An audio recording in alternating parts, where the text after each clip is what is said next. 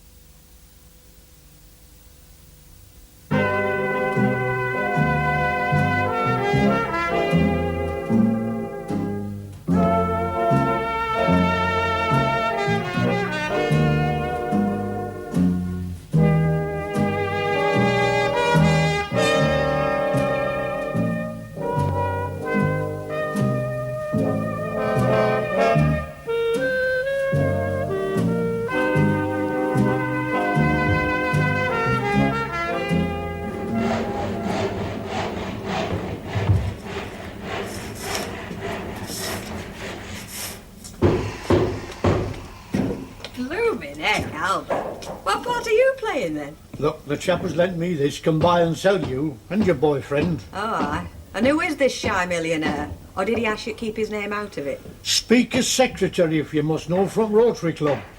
Any road, what's up with you? Oh, no wrong with it, love. Just the initial shock, you know. Not quite in keeping with your cloth cap image. And where do you think you're going? I'm going through to the dressing rooms to see if my fiancé wants his hot little hand holding. Oh, no, you're not. Not without a ticket. I've got a ticket. Where is it? In my bag. Well, let's have a look. It's no good there, is it? I've not got X-ray eyes. You know, you should have been a sentry, Albert. In one of them Nazi camps. Can just see you in a square helmet. Do you want a dab of powder? Test for fingerprints? Doors don't open till 6:30. You what? All right. Seeing as how it's you, just this once, mind. Do you like it then, Mrs. Caldwell? Oh, yes. Oh, it's lovely, is that, Mavis? Really posh. Oh, you have done well getting that. Yeah. Your mum's, is it? Oh, Mrs. Caldwell, it's all my man can do to afford the sugar to put in it these days. No, I got it from this lady in the next street. I promised I'd guard it with my life.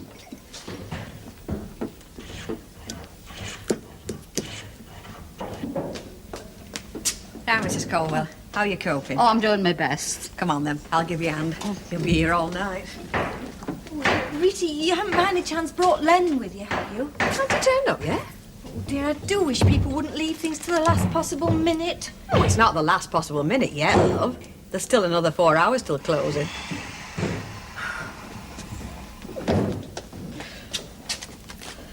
Two portmanteaux, a dressing case, 2 hat boxes and a luncheon basket, sir. Is that right? Give or take a portmanteau, aye. Oh, I can never get that flaming line right. Hey, shouldn't you like me somewhere else by now, powdering your noses? Well, let's put it this way, Betty. They can't start without us, can they? Give us a pint and a light bottle, love, will you? No. Are you coming to the play tonight then, Stanley? Ah, why not? Have a bit of a laugh, won't it? A bit of a laugh? We go to all this trouble to bring a bit of culture into your dull lives, and that's all you think it is, a bit of a laugh? Oh, well, you lot, it's bound to be, innit?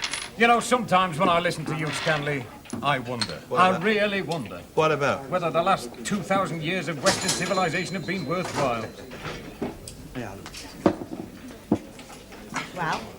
Oh, what? Well, you said you'd sleep on it. Now you've slept on it. What? What's the problem?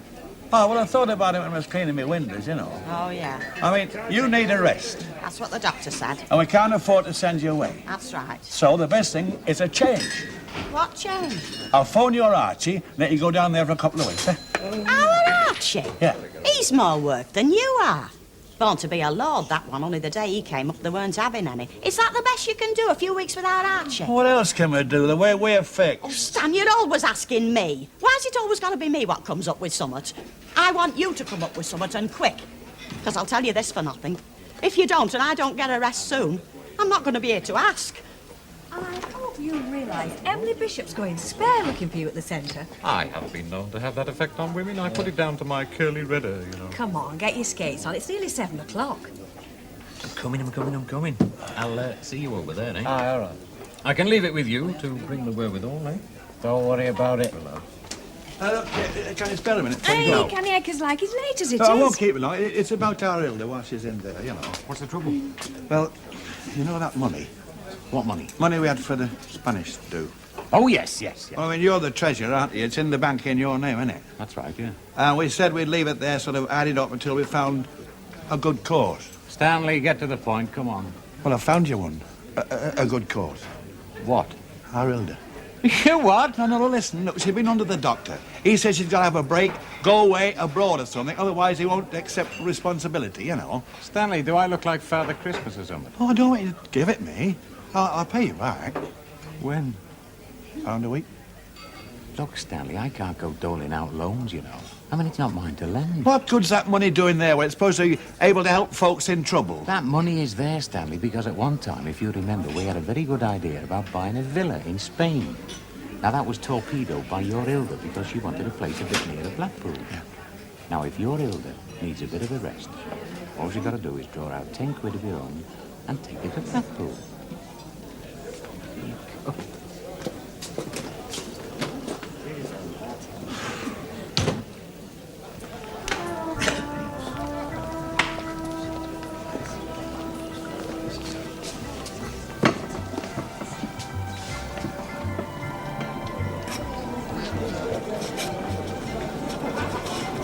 All right, don't push. You haven't got one pair of hands and not a blooming octopus. Oh, I don't know.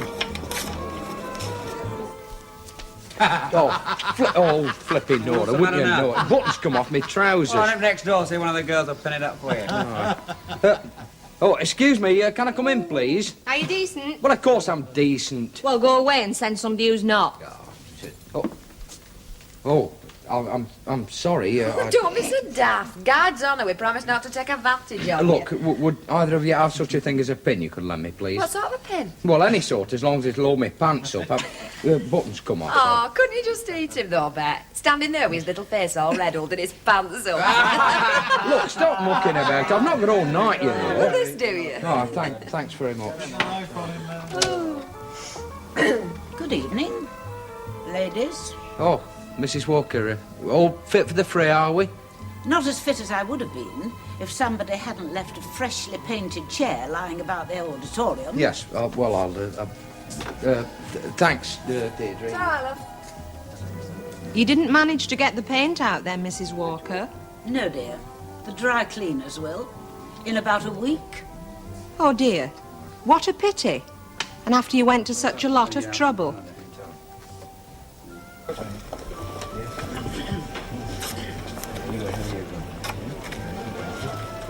Hey, where's your ticket? I'm here on business, not doubtful pleasure. I want to see the producer. Well, you'll have to wait till after it starts in 5 minutes. I can't help that. I've something to say to the producer. What? Look, are you the producer? No. Then I'll save me breath. It's organ grinder I want to talk to, not monkey. Hey, now look. Yeah.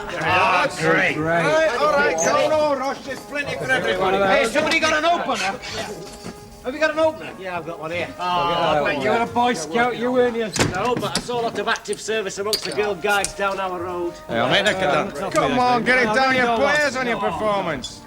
Hey, you lot. Do any of the merry clink of bottles coming over from your end? No, you're imagining things, love. All the excitement's gone to your head. Yeah, well, just imagine one over here, will you? I've got a mouth like the inside of a Wellington. Yeah, I'll pass that through to her. Oh, sure.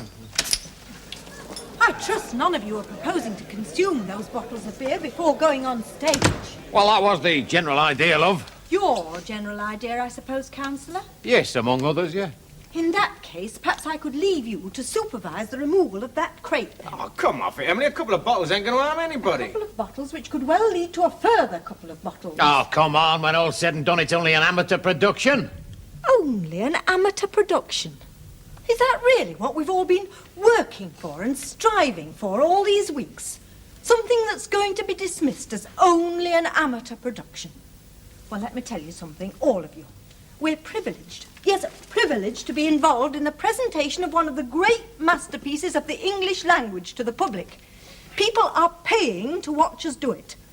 And as long as I'm producing this show, I intend to see to it that they get their money's worth. I certainly don't intend to see the show adversely affected by a lot of backstage boozing. I must say, Ernest, I would have expected you at least to display a little more responsibility.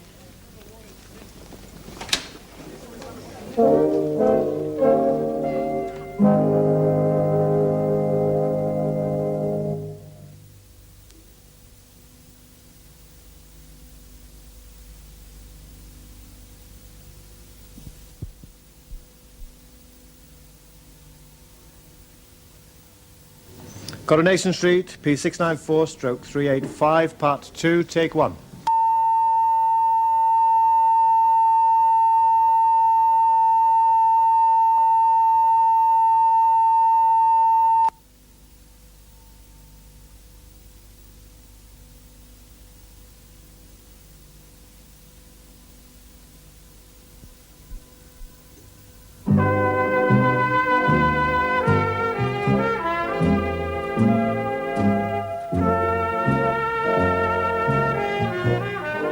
Are you not going to hand that sugar bowl over to me this minute, young woman? I keep telling you, but I can't, Mrs. Morris. We'll go up in a minute. We've got nothing to replace it with. You should have thought of that when you borrowed it in first place. Now, come on, let's be having it. Would somebody mind telling me just what's going on here? And who the heck are you when you're at home? Well, as a matter of interest, madam, who are you? And what, pray, are you doing on my stage? Oh, so you're the producer of this rubbish, are you? What precisely do you want? That sugar bowl, that's what I want. Taking advantage of old people. What old people? My Auntie Frida, that's what old people. I'm telling you, Mrs. Morris, she did lend it to me, honest. She's in no position to. Well, it is her sugar bowl. Look, she's over 90. She's 3 sheets in the wind half of the time. And there's hundreds of pounds worth of stuff gone out of her house through her lending stuff she's never got back. I trust you aren't suggesting that that's what would be likely to happen in this case, Mrs. Morris. All I'm suggesting to you is this, madam. Either you get this one to hand that sugar bowl back to me this minute, or I'll have the bobbies round here. Kindly leave the stage, please. I'm not moving a foot from off here until I've got my auntie's property back. Then by all means, stay there. But I feel it only fair to tell you that those curtains are opening in about 30 seconds, whether you stay here or not. Right. If that's the way you want it, that's the way you can have it. I'll be back. Beginners on stage, please. Oh, and good luck, everyone. Good luck. Break a leg, as they say. Me, moo, moo, moo.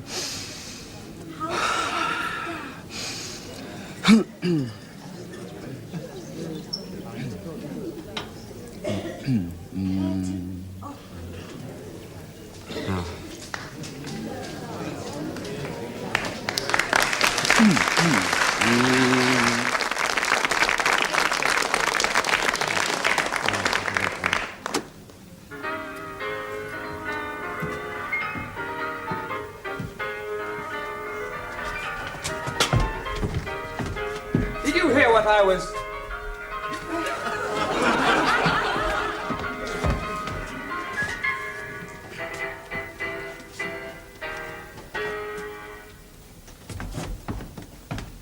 Did you hear what I was playing, Lane? I did not think it polite to listen, sir. Oh, I'm sorry for that, for your sake. I don't play accurately. Anyone can play accurately, but I play with wonderful expression. As far as the piano is concerned, sentiment is my forte. I keep science for life. Yes, sir. And speaking of the science of life, have you got the cucumber sandwiches cut for Lady Bracknell? Yes, sir.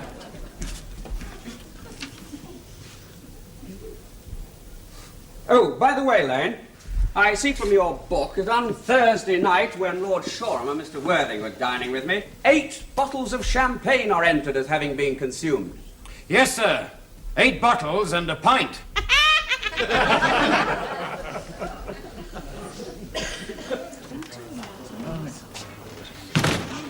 Fine, Billy, love. I thought you were supposed to be across the road to that play. No, it's not my cup of tea. That's more like our Hilda's, you know. It'll buck her up, innit, Rob? Somebody did book her up. What the heck's up with her these Oh, days? she's run down. Been under the doctor, you know. He says she's got to get some sun on her back. That's easier said than done, innit? I mean, sun costs money. Well, not necessarily. What do you mean? Well, I bet Lynch has found a way around it, hasn't she? How do you mean?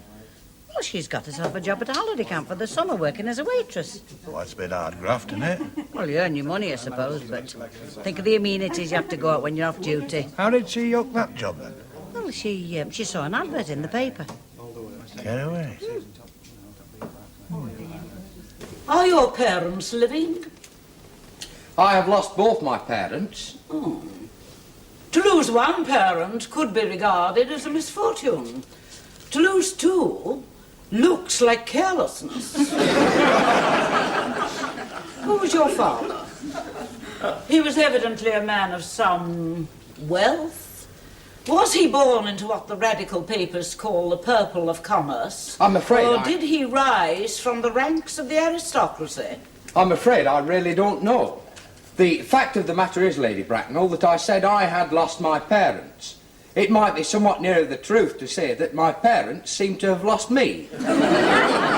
I do not know who I am by birth.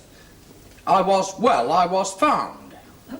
Found? The late Mr. Thomas Cardew, an old gentleman of a very kindly and generous disposition, found me and gave me the name of Worthing because he happened to have a first-class ticket for Worthing in his pocket at the time.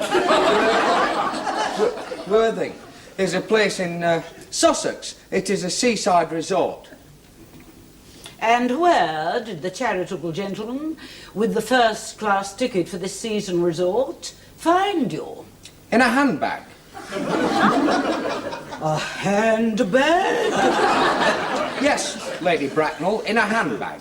A somewhat large leather handbag with handles to it. In fact, an ordinary handbag.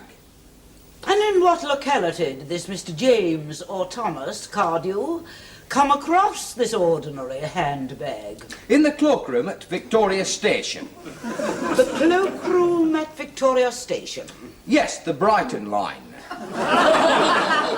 The line is immaterial.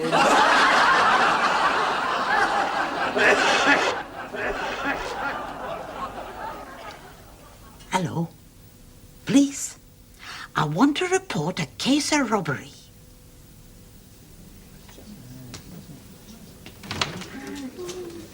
There's a packet of fags, lovely.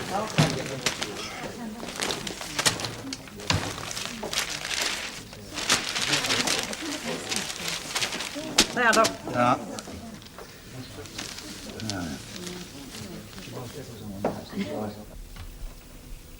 Evening. You got a Mrs. Emily Bishop here? Aye, she's right back. Somebody rang the station. Oh, aye, well, you'd better follow me then. Indeed, Lady Bracknell, I have just heard from the pew opener that for the last hour and a half, Miss Prism has been waiting for me in the best trip. Miss Prism? Did you mention a Miss Prism? Yes, Lady Bracknell. I am just on my way to join her. Allow me to detain you for a moment. It is possible that this matter may prove to be one of the most vital importance to Lord Bracknell and myself. Is this Miss Prism a female of repellent aspect, remotely connected with education? I do see your point, Mrs. Morris, but surely you can wait to the end of... Somebody wants a word with you. Mrs. Bishop? May I ask what position she holds in your household? I am a celibate, madam. Miss Prism, Lady Bracknell, has for the last 3 years been Miss Cardew's esteemed governess and valued companion. In spite of all I hear of her, I must see her. Let her be sent for. She approaches. She is nigh.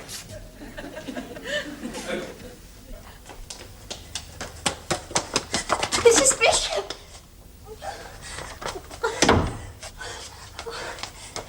Mrs. Bishop!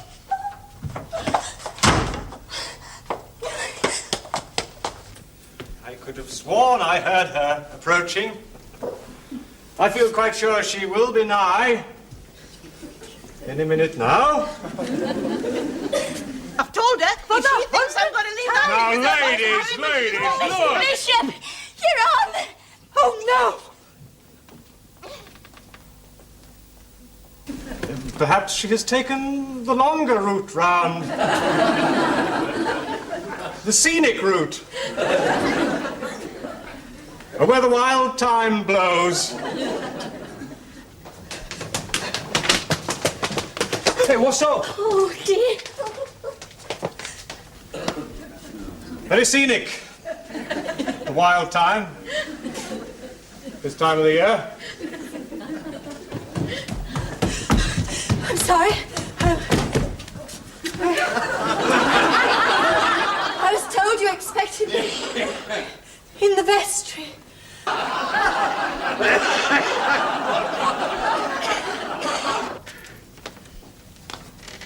Hello, love. Hello, love. Be quiet. Oh, yeah. Well, give you a little break, won't it? Yeah. Vodka and tonic, love, please. How's it going over there? Oh, all over by the shouting. What's it like? Well, let's put it this way, shall we? I don't think Sir John Gielgud has out to worry about from Len and Jerry. His name would appear in the army lists of the period, I suppose, Aunt Augusta. The General was essentially a man of peace, except in his domestic life. But I have no doubt his name would appear in any military directory. The army lists of the last 40 years are here. These delightful records should have been my constant study. Generals: Malham, Maxbourne, Magley. Right, Barkby, let's have it. Smithy, Mobbs. She said you'd be finished with it by 10 o'clock. It's past that. 1869. Mrs. Morris. Why not? Your name's Ernest John. It's out there. I always told you, Gwendolen, my name was Ernest, didn't I? Well, it is Ernest, after all. I mean, it naturally is Ernest.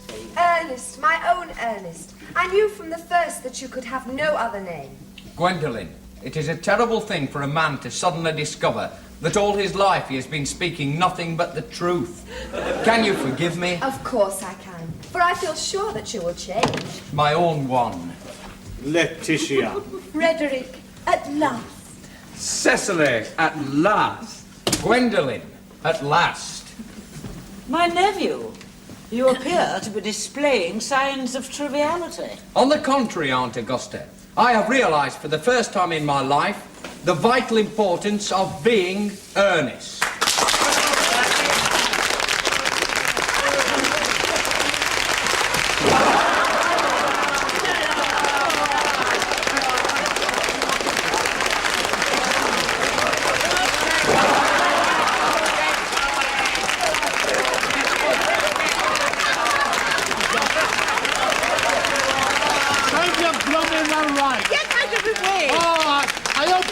that blooming thing.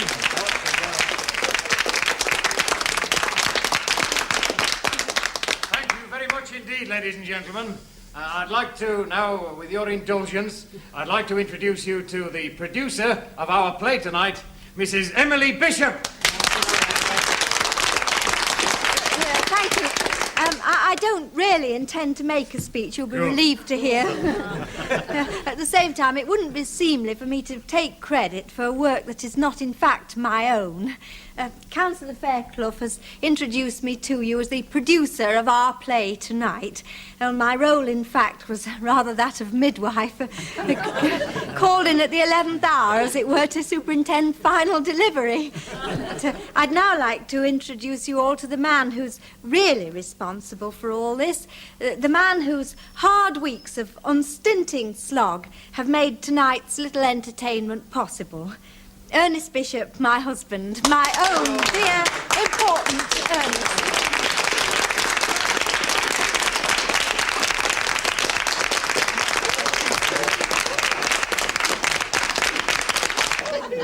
Cheers, Emily.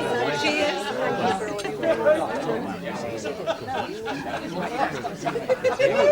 Excuse me, gentlemen.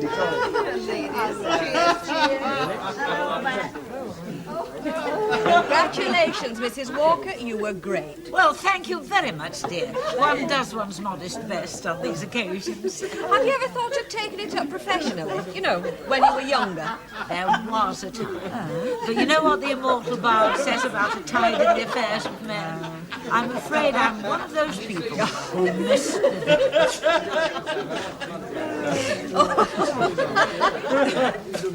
Hey, they got a bit of paper, love. Wait a minute, love. Here, that's all right. No. Blow me neck, don't tell me you found something already. Oh, it's hard to tell. Early days yet, you know. Well, which camp are you thinking of sending her to? Oh, not to account. Oh, no, it's too much like hard work, that's what I said. She wants something exotic. Guaranteed sunshine, you know. And you found something like that, have you? Early days yet. Right, can I get another drink? Yeah, why not? Drown us sorrows, eh? If we can't do that, we can always wash his feet in it. Right. I got two more. Here. Oh, you're back at Now, it. sign that. Sign what? That dotted line there. What am I signing? Now, look, you're run down, aren't you? Yeah. The doctor said you wanted a break. Yeah. Well, if you sign that, that's what you're going to get. Yeah, but I want to see what I'm signing You've no first. need to see it, love. Trust me. It's a chance of a lifetime.